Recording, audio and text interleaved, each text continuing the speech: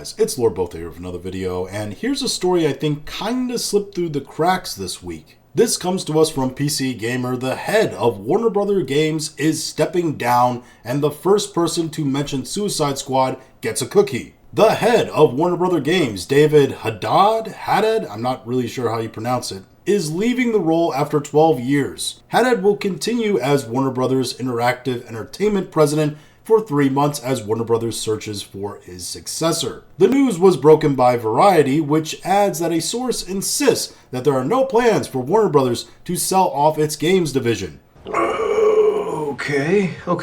Something that possibly feels like it shouldn't have to be said. Yeah, it's a little weird to be like, yeah, after 12 years, our CEO, he's leaving the company, but don't worry, we're definitely not selling the business and shutting down. Oh my God! Okay, it's happening. Everybody stay calm. What's the procedure, everyone? What's the procedure? Stay calm. It's like, that's a bit of a jump to make. You didn't really need to say that part. Probably because there's been several rumors swirling around that said that Warner Bros. Games might be selling off. I mean, I believe we have statements from Warner Bros. Basically saying that the games division costs too much money to essentially run, and that it's basically a loss leader for the company. Haddad is quoted as saying, "I am so proud of everything we accomplished together at Warner Bros. Games during my time with the company. It has been an absolute pleasure working on and building our iconic gaming franchises, and I will continue to be an enthusiastic supporter of this talented team's future endeavors." And if there's one thing you could say about this man's tenure, it was that he did accomplish very big feats. I mean, under his tenure, Warner Bros. Games had the highest grossing game they've ever had, Hogwarts Legacy. An amazing accomplishment that was great for the company. He also had something that was equally great as an accomplishment. His CEO tenure also included the biggest financial bomb for Warner Bros. Games. Suicide Squad killed the Justice League. No! God, please, no! No! This is not okay. It's just not. And I do find it interesting that after all the season pass promises were kept, the game announced it's being sunsetted, and the terribly made comic panel canon ending for the game came out where they revealed, the Justice League had been clones the whole time. That Deus Ex Machina ending. After all that had happened, only then does the CEO come out and say, yeah, I'm stepping down. It's almost like he had to, fulfill all those obligations and promises on that crap game before he could rightfully walk out the door.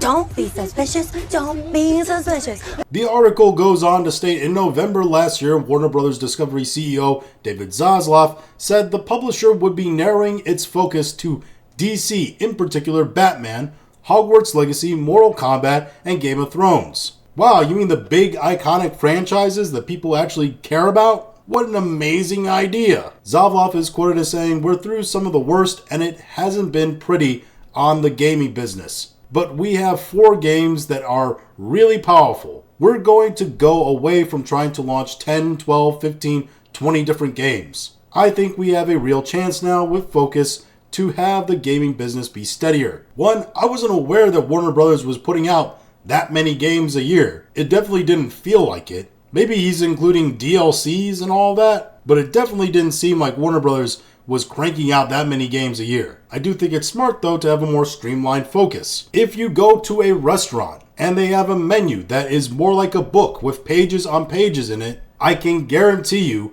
that food is going to be terrible quality, because there's no way a restaurant can keep up with that many menu items and make sure that they're all quality. It's the same thing with the gaming industry. If you release 10, 12, however many games a year like he's saying, if we're going to take him at his word at that, there's no way you can assure that all those games are going to be quality. It's hard enough to get one right, to be honest. Look at the developers of Concord, Unknown 9, and even Obsidian with Avowed. All of them really working on one project at the time. 2 of those that I mentioned are so bad that the company is either gone or going to be gone, and the third is also going to probably be a massive flop. Warner Bros. Discovery Global Streaming and Game CEO JB Perrette had this to say about David. Quote, David had led WB Games to numerous accomplishments over the years, both creatively and commercially. His vision, talent, and passion have helped build one of the most successful and admired gaming companies in the industry and navigated some of the blah, blah, blah, blah, blah, blah, blah. We really liked him. He was great. Thank you for your service. Thank you very much, sir.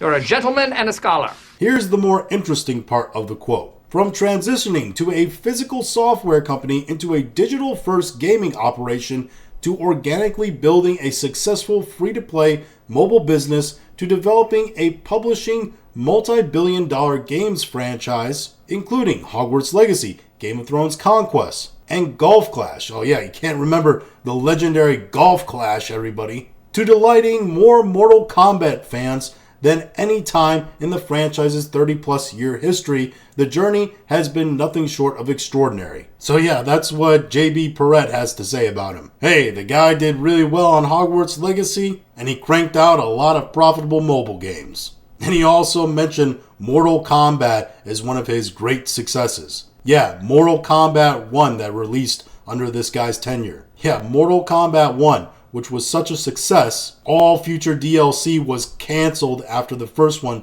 performed so terribly, and the game was lambasted for how ugly it looked. But anyway, this guy, Haddad, is out. They're going to be looking for a new CEO at Warner Brothers Games. Hopefully they get somebody who actually understands gamers and doesn't mess this up. Maybe, just maybe, it's still early enough in development that the CEO can have some kind of creative control where he can steer the Hogwarts Legacy guys away from having a more modern game that's tied into the TV show that's coming up. Because I gotta be honest with you, that's still a terrible idea. Maybe this new CEO will respect gamers, will have the intelligence to say a game like Suicide Squad Killed the Justice League that looks like that and does all the stuff that that game did sounds like an absolutely terrible idea. Get it away from me. It is game cancer. It is profit cancer. And I don't want it anywhere near my company. Maybe they'll have a CEO with a few brain cells to rub together. Or maybe the new boss will be the same as the old boss. Only time will tell. But that's just my thoughts on this. If you have your own thoughts, go ahead and leave them in the comments. If you liked this video, go ahead and like, share, and subscribe. If you didn't like this video, appreciate you watching all of it, and we'll talk to you again later.